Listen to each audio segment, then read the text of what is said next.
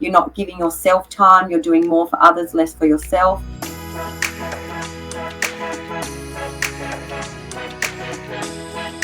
Hi and welcome to Meet the Coach podcast. I'm your host, Carla, Egan, and today our guest is Libby Finlayson, a master mindset coach specialising in relationships and health.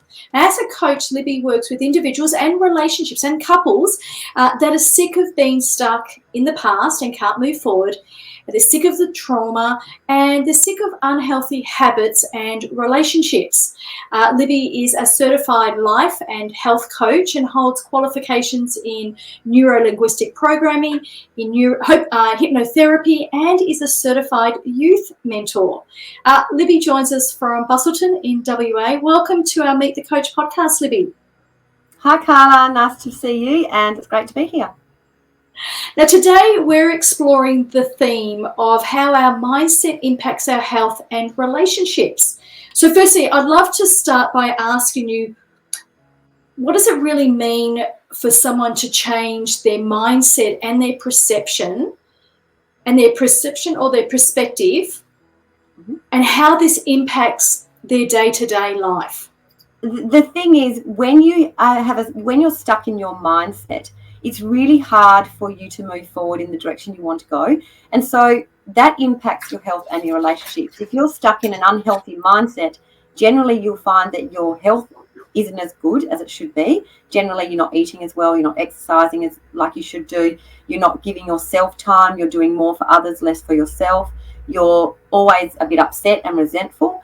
And so if you're stuck in those patterns, it's really hard for you to move forward in a positive way. And that also impacts your relationships. And the way it does that is if you find that you're unhealthy, you'll generally find you have an unhealthy relationship in some aspect as well, because you don't feel good about yourself.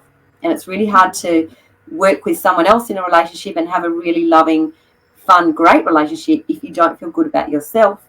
And so it's almost like a loop that goes around. And when you've got this negative mindset that is sort of stuck because of things that have happened to you, and you can't get out of it, it can really affect every other area of your life. It's interesting that you point that out, because when you're focusing on your own health, it's very self-centered approach, and you don't think that it affects anyone else. So in your experience, how does our personal health affect the dynamics of our relationships that we have with others? It's huge. It really is. So there's a new, what's the word for it? New theme, grand thing is self-love. It's like a big thing now is self-love. And I think that's actually fantastic, because especially women more than men, because they're mothering and they're nurturing in that way, they stop giving to themselves and they start just giving to everybody else. And they also find it difficult to receive. And so when you've got a partner that wants to give to you and you reject that and don't want to receive or feel bad about receiving, it impacts not only your relationship with them, but your own mental health, because you always feel like you're giving, and then the resentment builds up about the giving. So, when you change your mindset and you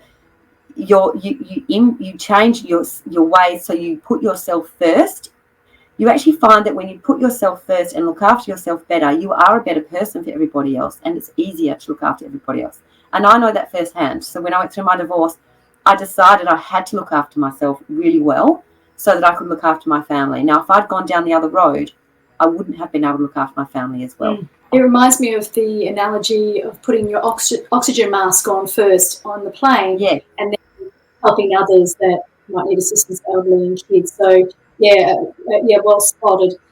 In terms of when couples engage, because you're a relationship coach and you deal with individuals, but you also deal with couples, right?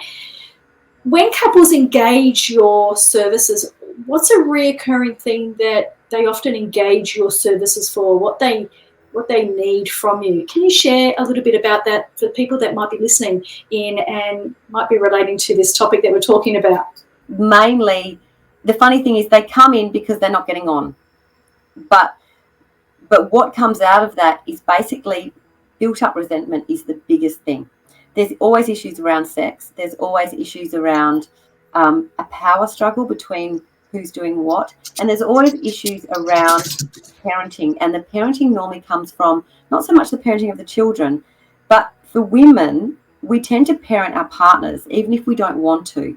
And so our partners become less involved in making decisions or doing things for us because they're waiting to be told.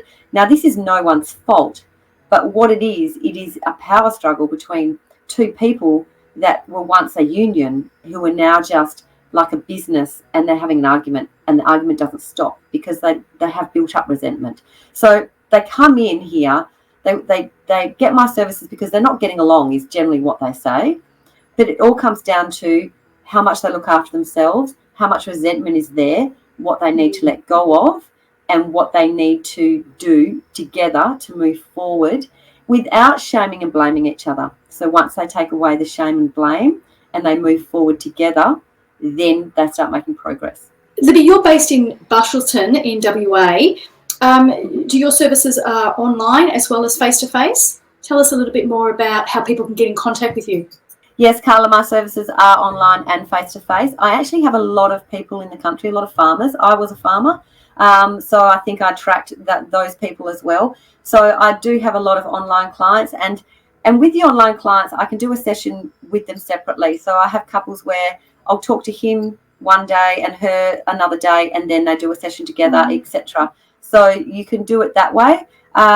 If you are local, you are welcome to come to me, come to my office here and see me. If not, we can do it all online, and it's easy. You just get in touch with me through my website or through Instagram, Facebook, or my phone number's on there, and people can message me, and then we can work out that we're a good suit for each other, and then go ahead from there.